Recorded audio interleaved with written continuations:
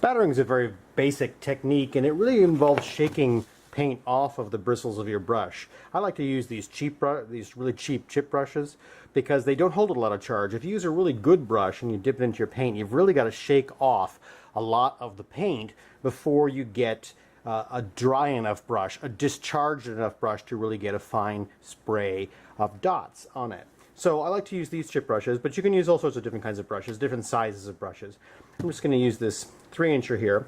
And the thing that's really going to make a lot of difference in your spatter is how thick your paint is, the viscosity of your paint. You can see this is pretty thin paint. It's really, kind of drippy. Thicker paint is going to create different kinds of dots. If you have a really drippy, thin brush, you're going to get a big splat of paint. If you have a very thick paint and the brush is almost completely dry and you're really shaking it very hard, you get tiny little fly specks of paint. So you really can kind of adjust the kind of spatter that you get depending on how thin or thick your brush is. The real trick with spattering is to make sure that you are shaking off onto your some other surface, a piece of scrap cardboard or something, until you know you've got the drops the way you want them. So you want to kind of shake them off, because if you come right to your board without kind of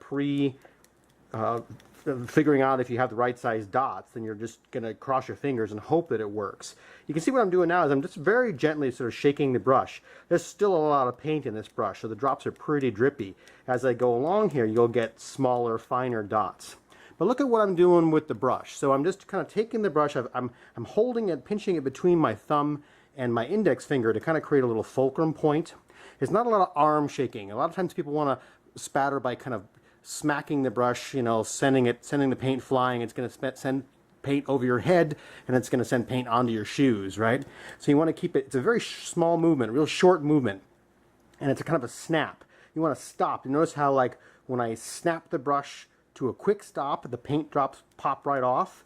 It's kind of like, when you abruptly hit the brakes, you want to keep on moving forward in your car. Well, that's just like what's happening here with the paint. And I'm using this little fulcrum right here and then snapping the brush handle right up against the sort of soft part of my thumb right there to stop it. And you can get this very gentle kind of air drum music, put on a little swing music, kind of get these drops sort of shaken out here.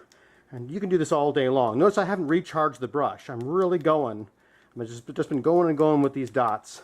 And I'm not moving my arm a lot. I'm not shaking it up and down. I'm just kind of bouncing the brush here. That's why it's a real gentle kind of motion. And it's a lot of fun to do. And you can do like a whole stage floor, in like half an hour with this, with a bigger brush, and really knocking those little drops out. What you don't want to do is forget about discharging ahead of time.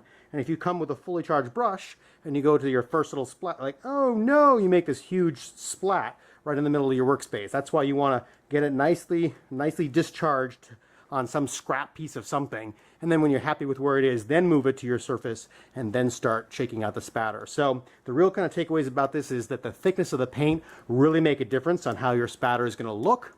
You want to make very small. I'm not even, barely move my arm at all. I'm kind of snapping it with my thumb is really doing all the work right here. Just sort of snapping the brush, very gentle. And then you want the brush to go like about, 10, 15 degrees above your surface, and then stop parallel with your surface, because the paint is going to go off 90 degrees from the tips of your bristles. So you're going from like this to this. Like that's as far as your brush is really moving off of the surface of your paint. It's a very small kind of snap, and you'll get all kinds of great spattering on there. You can mix different colors of spatter to create granite effects. You can do a very subtle toning with spatter. It's a very useful, very easy effect to do.